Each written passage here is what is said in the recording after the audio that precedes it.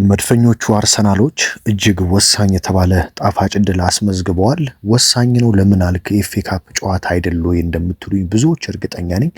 ነገር ግን በጣም ወሳኝ ጨዋታ መሆኑን ካሁን በኋላ የሚኖሩትን ጨዋታ ስታዩ ነው የሚገባችሁ። ምክንያቱም አንድ ቡድን ልክ እያሸነፈ ሄዶ ከዛ በኋላ ወደ ነጥብ መጣል ሲመጣና ድጋሚ ቀጣዩን ጨዋታ ማሸነፍ ማለት ከፍተኛ የሆነ ጥቅም ያለው ነገር ነው።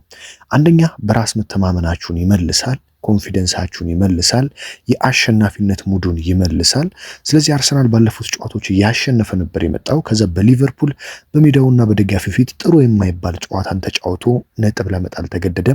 በዛ ጨዋታ ብዙ የአርሰናል ተጫዋቾች ደስተኛ አልነበሩም፣ ደጋፊዎችም ደስተኛ አልነበሩም፣ አርቴታም ደስተኛ አልነበረም። ታዲያ ይህንን ጨዋታ በ4-1 ውጤት ማሸነፍ ደግሞ ለተጫዋቾች ከፍተኛ የሆነ እረፍት የሚሰጥና ኦኬ አሁንም እያሸነፍን መቀጠል እንችላለን የሚለውን በደንብ የሚያሳይ ነው። በነገራችን ላይ በዚህ ዘገባ ስለ ካይ ሃቨርትም ስለ ማርቲኔሊም ስለ ቀጣዩ ጨዋታ ስለ ቼልሲም ስለ ትላንቱ ጨዋታ ወሳኝ ነገሮችን አነሳለሁ። ሰብስክራይብ ያላደረጋችሁ ሰብስክራይብ ማድረግ አትርሱ። እና ወደ ሐሳቤ ስመለስ ብዙዎች የትላንትናው ጨዋታ የኤፍኤ ካፕ ጨዋታ ስለነበረ እና ይሄ ፖርትስማውዝ የሚባለው ቡድን በሻምፒዮንሺፕ ያለ ቡድን ስለሆነ ጨዋታው ቀላል እንደዚሁም ያን ያህል አስፈላጊ ያልሆነ ጨዋታ አስመስለው ሲናገሩት አይቻለሁ። ነገር ግን ይህ ጨዋታ በጣም ወሳኝ ጨዋታ ነው። በተለይ የአርሰናል ማሸነፍ 4-1 በሆነ ውጤት ነው ያሸነፈው። ጋብሪኤል ማርቲኔሊ ነው ሃትሪክ እየሰራው። እንደዚሁም ደግሞ እንደ ኤዜ ያሉ ተጫዋቾች ያሻሟቸው ኮርናዎች ናቸው ወደ ግብ የተቆጠሩት፣ ማዱኬን ጭምር ማለት ነው። ስለዚህ ይህ ከፍተኛ የሆነ በራስ መተማመን ለተጫዋቾች የሚሰጥ ነው። ማዱኬ በእርግጥ በጨዋታው ላይ ፍጹም ቅጣት ምት ቢስትም በኮርናዎችን በጣም በጥሩ መልኩ ሲያሻማ ነበር። አርሰናል ቤት እንደምታውቁት ራይስ እና ሳካ ነበሩ ኮርናዎችን የሚያሻሙት። ትላንትና ግን ኤብሪቼ ኢዜና ኖኒ ማዱኬ በድንቅ ሁኔታ ነበር የቆሙ ኳሶችን ሲያሻሙ የነበሩት። አርሰናል ካስቆጠራቸው 4 ግቦችም 3ቱ ከኮርና የተገኙ ናቸው። ስለዚህ ይህ በጣም ለአርሰናል በጣም ጥሩ ነገር ነው። ሌላኛው የተጫዋቾች እረፍት ማግኘት። በትላንትናው ጨዋታ የአርሰናል ሙሉ ስኳድ ማለት በሚቻል ደረጃ በቂ እረፍት ያገኘበት ነው። ያው መጨረሻ ደቂቃ ላይ እንደምታውቁት ተጫዋቾች ተቀይረው ገብተዋል። ግን እነዚህ ተጫዋቾች ተቀይረው የገቡት ለቀጣይ ጨዋታ ትንሽ ሰውነታቸው እንዳይቀዘቅዝ እንደጋለ ሙዱ እንዳይጠፋ የጨዋታ የስቴዲየሙ የሜዳ ላይ ሙዱ እንዳይጠፋ ግዴታ መግባት ነበረባቸው። ተቀይረው ገብተዋል። ነገር ግን ሌሎች በጣም ሁሉም ተጫዋቾች በሚባል ደረጃ የአርሰናል ቋሚ ተሰላፊዎች ጥሩ የሚባል እረፍትን አግኝተዋል። ምክንያቱም ላለፉት ረጅም ጨዋታዎች ያለ አንዳች እረፍት ያለ አንዳች እንግዲህ ቅዝቃዜ በእያንዳንዱ ጨዋታ ሲጫወቱ ሲለፉ ሲደክሙ እንደነበረም ተመልክተናል። ለዚህ ነው አርቴታ በትላንትናው ጨዋታ ከግብ ጠባቂ እስከ አጥቂ ድረስ ተጫዋች የቀየረው። ከአርሰናል ዋናው ቋሚ ስር የገባው ጋብሪኤል ማጋሌሽ ነበር። ጋብሪኤል ማጋሌሽም የገባበት ዋነኛ ምክንያት አንደኛ ከጉዳት ነው የተመለሰው፣ 2 እና 3 ጨዋታዎችን ያደረገው። ስለዚህ ሳሊባ ቅድሚያ እረፍት ማግኘት ነበረበት። ስለዚህ ሳሊባ እንዲያርፍ ተደረገና እንደ ሉዊስ ስኬሊ፣ ኖርጋርድ እና ቤን ዋይት የተከላካይ ስፍራን እንዲሸፍኑ ተደረገ ማለት ነው። ብዙዎች በነገራችን ላይ የሳሊባ ስኳድ ውስጥ አለመኖር ጉዳት ገጥሞት ነው ወይ የሚል ጥያቄን እንዲያነሱ አድርጓቸዋል። ነገር ግን ምንም አይነት ጉዳት አልገጠመውም። ሳሊባ እረፍት እንዲያገኝና እረፍት እንዲያደርግ በሚል ነው አሰልጣኝ ሚኬል አርቴታ እረፍት የሰጡት ማለት ነው ለዊሊያም ሳሊባ። ይህም በጣም አስፈላጊና ትክክለኛ ውሳኔ ነው ብዬ ነው የምወስደው። መሀል ሜዳ ላይም ኢታን ዋኔሪ ከረጅም ጊዜ በኋላ ተሰልፎ መጫወት ችሏል። ኤብሪቼ ኢዜም ከ5 ጨዋታዎች በኋላ ነው ቋሚ ሆኖ መጫወት የቻለው። ሚኬል ሜሪኖ ቋሚ ሆኗል። እዚህ ጋር ሁሉም ተጫዋቾች እረፍት አድርገዋል። ዙሜንዲ እረፍት ተሰጥቶታል። ዴክላን ራይስ እረፍት ተሰጥቶታል። ማርቲን ኦዴጋርድም እረፍት ተሰጥቶታል። ፊት ለፊትም ብትሄዱ ትሮሳርድ እረፍት ተሰጥቶታል። ቡካዮ ሳካ እረፍት ተሰጥቶታል። እንደዚሁም ቪክተር ዮኮሬሽም እረፍት ተሰጥቶታል። መጨረሻ ላይ ናቸው እንደነ ጁሬን ቲምበር፣ ኦዴጋርድ፣ ዙሜንዲ እንደዚሁም ሳልመን ያሉ ተጫዋቾች በመግባት ግልጋሎት መስጠት የቻሉት። በነገራችን ላይ ማርሊን ሳልመን የ16 ዓመቱ ታዳጊ በአርሰናል ታሪክ በኤፍኤ ካፕ በእድሜ ትንሹ ተጫዋች በመሆን መሰለፍ የቻለና መጫወት የቻለ ተጫዋች መሆን ችሏል በዚሁ ስነግራችሁ። ስለዚህ አሰልጣኝ ሚኬል አርቴታ ትልቅ እፎይታ ነው። ይህን ጨዋታ ከጨዋታው በፊትም በሰራውላችሁ ዘገባ አርቴታ ለተጫዋቾች እረፍት የሚሰጡበት ጨዋታ ነው እያልኳችሁ በዚህ ምክንያት ነው ማለት ነው። ምክንያቱም ከአሁን በኋላ የውድድር ዓመቱ በጣም ረጅም ነው። ሻምፒዮንስ ሊግ አለ፣ ኤፍኤ ካፕ አለ፣ ካራቦ ካፕ አለ፣ ፕሪሚየር ሊግ አለ። በዛ ላይ አርሰናል ፕሪሚየር ሊጉን እየመራ ነው፣ ሻምፒዮንስ ሊግም ላይ እየመራ ነው። ካራቦ ካፕ ደግሞ ሮብ ዕለት ከቼልሲ ጋር የግማሽ ፍጻሜ ጨዋታ አለው። ስለዚህ ለነዚህ ሁሉ ጨዋታዎች አንድ አይነት ተጫዋቾችን መጠቀም አትችሉም። እረፍት እየሰጣችሁ ኢነርጂያቸውን እንዲያድሱ እያደረጋችሁ ነው ጨዋታዎችን የምታሸንፉት። ስለዚህ አርቴታ በትላንትናው ጨዋታ በርካታ ተጫዋቾችን እንደሚያሳርፉ ነግሬያችሁ ነበረ። ያንንም አድርጓል። በጣም ትክክለኛና ተገቢ ውሳኔ ነው። በነገራችን ላይ ጋብሪኤል ማርቲኔሊ በአርሰናል ቤት የመጀመሪያ ሃትሪኩን ነው መስራት የቻለው። ማርቲኔሊ ከዚህ በፊት በአርሰናል ቤት ሃትሪክ ሰርቶ አያውቅም። ትላንትና የመጀመሪያውን ሃትሪክ እንግዲህ በአርሰናል ቤት መስራት ችሏል ማለት ነው። የጨዋታው ኮከብም ተብሎ የተመረጠው እንግዲህ ይህ ወሳኝ ተጫዋች ጋብሪኤል ማርቲኔሊ ነው። እንግዲህ ጋብሪኤል ማርቲኔሊ ላይ እኔ ብዙ ጊዜ ጥያቄዎች ያሉኝ ምንድነው ጋብሪኤል ማርቲኔሊ ብዙ ጊዜ ትልልቅ ጨዋታዎች ላይ ወይም ደግሞ ወሳኝ የሚባሉ ጨዋታዎች ላይ ይጠፋና ያልጠበቃችሁት ጨዋታ ላይ ደግሞ ድምቅ ብሎ ይታያል። በእርግጥ የትላንትናው ጨዋታ ጋብሪኤል ማርቲኔሊ ሊደምቅበት የሚችልበት ጨዋታ ነው፣ ቀለል ያለ ጨዋታ ነው። ነገር ግን ማርቲኔሊ አንዳንዴ ዛሬ ጥሩ ሆኖ ቀጣይ ደግሞ ጥሩ ይሆናል ብላችሁ ስትጠብቁ ጠፍት ይላል።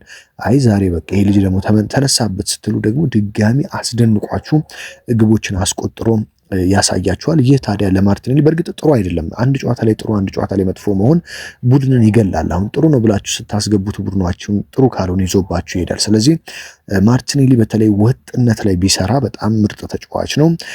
ወጥነት ላይ ግን በደንብ መስራት አለበት። አቋሙ መዋዠቅ የለበትም።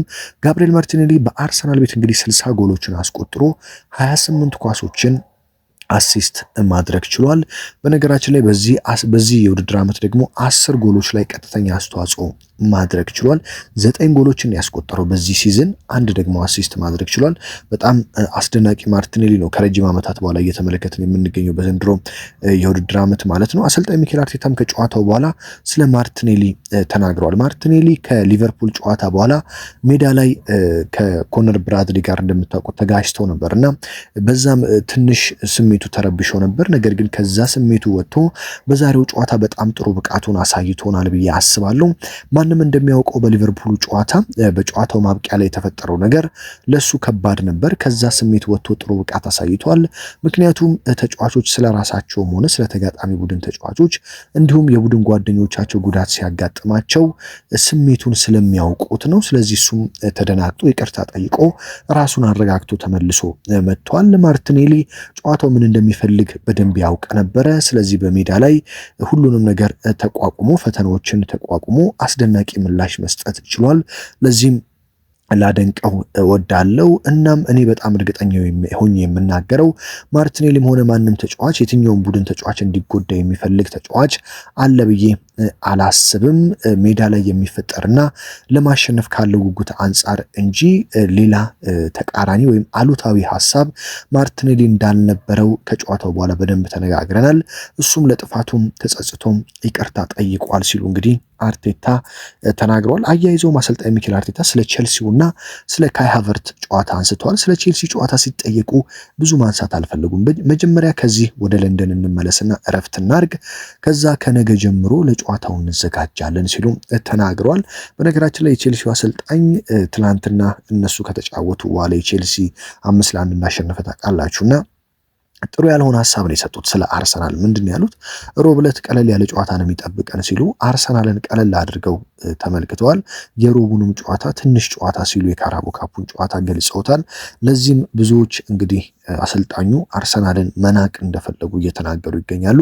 አርቴታ ግን ምንም ማንሳት አልፈለጉም። ምንድን ያሉት ቀይ መጀመሪያ ወደ ለንደን እንመለስ፣ ነገ እንረፍና ከነገ በኋላ ያለውን ነገር እንመለከታለን ሲሉ ነው እየተናገሩት። ስለ ካይ ሃቨርት አንስተዋል። በነገራችን ላይ የካይ ሃቨርት መመለስ በዜኖቹም ላይ እንደሰራሁላችሁ ለአርሰናሎች እጅግ በጣም ወሳኝ ነው። በአሁኑ ሰዓት እንደምታውቁት በእርግጥ እኔ በግሌ ቪክተር ዮኬሬሽ በጣም አድናቂው ነኝ። በጣም የምወደው አጥቂ ነው። በአርሰናል ቤት መጥቶ እየተቸገረ ይገኛል። አዎ፣ ነገር ግን ለአርሰናል እየሰጠ ያለው ጥቅምም ብዙዎች እንደሚሉት ምንም ጥቅም እየሰጠ ያለውን ተጫዋች አይደለም። በጣም በአርሰናል ቤት ትልቅ ጥቅም እየሰጠ የሚገኝ ተጫዋች ነው። የተወሰኑ ግቦችን ማስቆጠር እስኪጀምር እንጂ በእርግጠኝነት ወደ አስደናቂ ብቃቱ እንደሚመለስ እኔ መናገር እችላለሁ። ዮኬሬሽ በግሌ የምወደው አይነት አጥቂ ባህሪ ያለው ተጫዋች ቢሆንም የካይ ሃቨርት መመለስ ግን በጣም ጥቅም አለው። ምክንያቱም ዮኬሬሽ እንደምታውቁት በስፖርቲንግ ሊዝበን ቤት እንደምናውቀው ወይም ደግሞ አርሰናል ቤት እንደነበረው አጀማመር እየቀጠለ አይደለም። አሁን ላይ ጫናዎች እየበዙበት ነው። ጫናዎች በበዙ ቁጥር ደግሞ ፍራስትሬት እያደረገ ነው ወይም ደግሞ እየተጨነቀ እንደሆነ ሜዳ ላይ በሚገባ እያየነው ነው። ጋብርኤል ጄሱስንም እንደምትመለከቱት ጥሩ ቢሆንም ያን ያህል ግን ንቁ ግልጋሎት እየሰጠ አይገኝም። ስለዚህ ካይ ሃቨርት መመለሱ በጣም ትልቅ ጥቅም ይሰጣል ብዬ ለመድፈኞቹ አስባለሁ። አርቴታም ለዚህ ነው ሜዳ ላይ ከገባ በኋላ ሃቨርትን ቁጭ ብዬ ስመለከተው ነበርም። ታዲያ ስመለከት የነበረው የሚያደርጋቸውን ሩጫዎች፣ የሚይዛቸውን ቦታዎች ነበረ። መቼ ሩጫ ማድረግ እንዳለበት፣ መቼ ትክክለኛ ውሳኔ ማድረግ እንዳለበት በሚገባ ያውቃል።